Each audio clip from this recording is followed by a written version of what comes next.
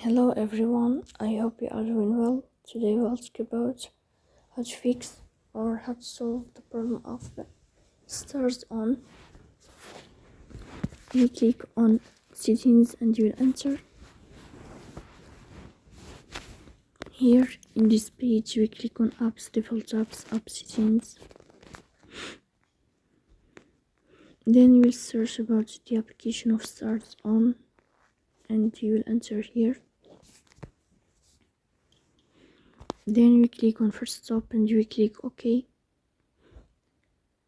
Then you will enter to the window of storage.